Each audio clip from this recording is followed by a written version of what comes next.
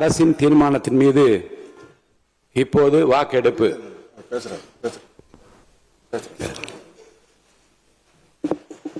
மாண்புமிகு பேரவைத் தலைவர் அவர்களே, மாண்புமிகு தமிழ்நாடு முதலமைச்சர் அவர்களே, அன்பிற்கினிய சட்டமன்ற உறுப்பினர்களே, இன்று இந்த அவையில் நடைபெறும் நம்பிக்கை கோரும் தீர்மானம் சாதாரண அரசியல் நிகழ்வு அல்ல.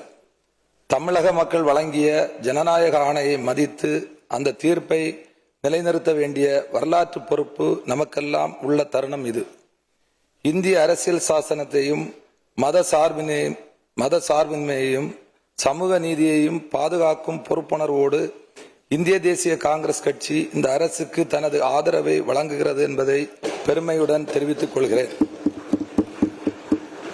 2026 சட்டமன்ற தேர்தலில் தமிழக மக்கள் மிக தெளிவாக ஒரு தீர்ப்பை வழங்கியுள்ளனர். தமிழக வெற்றி கழகம் 107 இடங்களில் வெற்றி பெற்று இந்த அவையில் மிகப்பெரிய கட்சியாக உருவெடுத்துள்ளது. மக்கள் மாண்புமிகு முதலமைச்சர் திரு ஜோசப் விஜய் அவர்களின் தலைமையை ஏற்றுக்கொண்டுள்ளனர். ஆனால் பெரும்பான்மைக்கு 10 உறுப்பினர்கள் குறைவாக இருந்தது. அந்த நேரத்தில் ஒரு கேள்வி எழுந்தது. மக்கள் வழங்கிய ஆணை மதிக்கப்பட வேண்டுமா, அல்லது பின்னாலிருந்து சில சக்திகள், அரசியல் சக்திகள் மூலம் தமிழகத்தின் முடிவை மாற்ற முயற்சிக்க வேண்டுமா?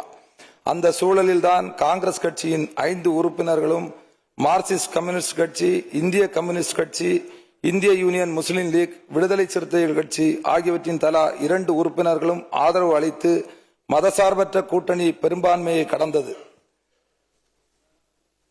முக்கியமாக மாண்புமிகு முதலமைச்சர் திரு சி ஜோசப் விஜய் அவர்கள் ஆதரவு கோரியது இந்த 5 மதசார்ப கட்சிகளிடம்தான் என்பதை இந்த அவையின் கவனத்திற்கு கொண்டு வர விரும்புகிறேன். இந்த ஆதரவு அரசியல் லாபத்திற்கான ஆதரவு அல்ல. இது ஜனநாயகத்தை பாதுகாக்கும் ஆதரவு. இது தமிழக மக்களின் தீர்ப்பை மதிக்கும் ஆதரவு. இது தமிழ்நாட்டில் பாஜகவின் மறைமுக ஆட்சியை அனுமதிக்க கூடாது என்ற உறுதியின் அடிப்படையிலான ஆதரவு. தமிழகம் எப்போதும் மதசார்பற்ற அரசியலின் மண். இந்த மண் வெறுப்பு அரசியலை ஏற்றுக்கொண்டதில்லை. மதத்தின் பெயரில் மக்களை பிரிக்கும் அரசியலை ஏற்றுக்கொண்டதில்லை. மொழி ஆதிக்கத்தையும் ஒரே கலாச்சார அரசியலையும் தமிழக மக்கள் தொடர்ந்து நிராகரித்துள்ளனர். இந்த தேர்தலிலும் அதே மக்கள் மீண்டும் நிரூபித்துள்ளனர். பெரிய கனவுகளுடன் தமிழகத்தில் காலூன்ற முயன்ற பாஜக இன்று ஒற்றை உறுப்பினராக மட்டுமே இந்த அவையில் உள்ளது. அதுவே தமிழக மக்களின் தீர்ப்பு. மக்களின் தீர்ப்பே மகேசன் தீர்ப்பு.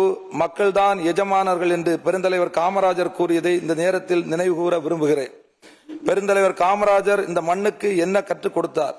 எளிமை, நேர்மை, அதிகாரத்தை அல்ல, மக்களை மையமாக கொண்ட ஆட்சி. கல்வி இல்லாத குழந்தை இருக்கக்கூடாது என்று பள்ளிகளை திறந்தவர் காமராஜர். பசி இருந்தால் கல்வி வராது என்று மதிய உணவு திட்டத்தின் விதையை விதைத்தவர் காமராஜர். அதிகாரத்தில் இருந்தபோதும் ஆடம்பர வாழ்க்கையை தேர்ந்தெடுக்காமல் மக்கள் மனதில் வாழ்ந்த தலைவர் காமராஜர். அதனால்தான் இன்று வரை அவர் பெருந்தலைவர் என்று அழைக்கப்படுகிறார். இன்று இந்திய அரசியலில் மிகப்பெரிய சவால் என்னவென்றால் வெறுப்பு அரசியல். மதத்தின் பெயரால் மக்களை பிரிப்பது, மொழியின் பெயரால் மக்களை பிரிப்பது, சமூகங்களுக்குள் பகையை உருவாக்குவது, இவை இந்தியாவின் ஆன்மாவுக்கு எதிரானவை. எங்கள் தலைவர் மாண்புமிகு ராகுல் காந்தி அவர்கள் தொடர்ந்து ஒரு விஷயத்தை வலியுறுத்தி வருகிறார். இந்த நாட்டில் அன்பு வெல்ல வேண்டும், வெறுப்பு அரசியல் தோற்கடிக்கப்பட வேண்டும். அதனால்தான் இந்தியா முழுவதும் அவர் ஒற்றுமைக்காக பாத யாத்திரை மேற்கொண்டார். இந்திய அரசியல் சாசனத்தின் மதிப்புகளை காப்பாற்ற வேண்டும் என்று குரல் கொடுத்தார். வெறுப்புக்கு எதிராக அன்பின் அரசியலை முன்வைத்தார். இந்திய தேசிய காங்கிரஸ் கட்சியும் அதே கொள்கையில் தான் நிற்கிறது. இந்த மண்ணில் வெறுப்பு அரசியல் வேரூன்ற விடமாட்டோம். மக்களை மதத்தின் பெயரால் பிரிக்க அனுமதிக்க மாட்டோம். தமிழகத்தின் சமூக ஒற்றுமையை சீர்குலைக்க எந்த சக்தியும் இடமளிக்க மாட்டோம். மாண்புமிகு முதலமைச்சர் அவர்களே, நீங்கள் பொறுப்பேற்ற உடனே சில முக்கியமான அறிவிப்பை வெளியிட்டுள்ளீர்கள். 500 யூனிட் வரை பயன்படுத்தும் குடும்பங்களுக்கு 200 யூனிட் இலவச மின்சாரம், பெண்கள் பாதுகாப்புக்காக சிறப்பு சிங்கப்படை, போதை தடுப்பு அமைப்புகள், பள்ளிகள் மற்றும் வழிபாட்டு தலங்கள் அருகில் இருக்கின்ற மதுக்கடைகள் மூடப்படும் நடவடிக்கைகள் ஆகியவை மக்கள் மத்தியில் நம்பிக்கையை உருவாக்கியுள்ளது. ஆனால் மக்கள் எதிர்பார்ப்பு இன்னும் அதிகமாக உள்ளது. இளைஞர்கள் வேலை வாய்ப்பை எதிர்பார்க்கிறார்கள். விவசாயிகள் பாதுகாப்பான வருமானத்தை எதிர்பார்க்கிறார்கள், பெண்கள் பாதுகாப்பான சமூகத்தை எதிர்பார்க்கிறார்கள், மாணவர்கள் தயவுசெய்து உட்காருங்க. அவர் கருத்தை சொல்றாரு. உங்களுக்கு விருப்பப்பட்ட கருத்தை நீங்க சொல்லுங்க. உட்காருங்க. எதிர்பார்ப்புகளை நிறைவேற்றும் பொறுப்பு அமைதியா உட்காருங்க. அவர் பேசுறது அனுமதிங்க. இந்திய தேசிய காங்கிரஸ் கட்சி இந்த அரசுக்கு ஆதரவு அளித்துள்ளது என்றால் அது கொள்கை அடிப்படையிலான ஆதரவு.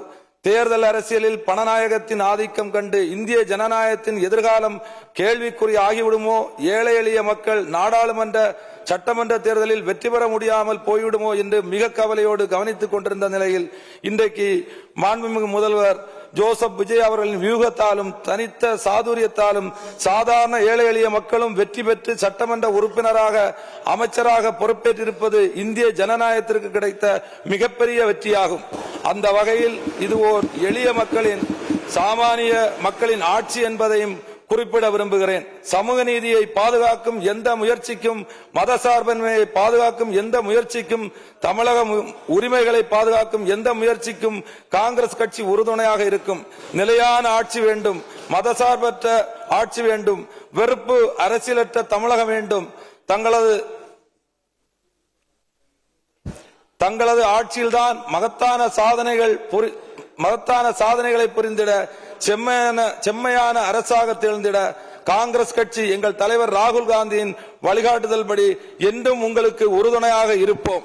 தமிழக அரசியல் வரலாற்றில் சிறப்பானதொரு அரசை வழங்குவதற்கு முனைந்திருக்கும் மாண்புமிகு முதலமைச்சர் திரு ஜோசப் விஜய் அவர்களின் தலைமையிலான இந்த அரசுக்கு கட்சி வேறுபாடின்றி அனைத்து உறுப்பினர்களும் நம்பிக்கை கோரும் தீர்மானத்தின் மீது தங்கள் ஆதரவை வெளிப்படுத்த வேண்டும் என்று கேட்டு அமைகிறேன். நன்றி, வணக்கம், ஜெய்ஹிந்த்.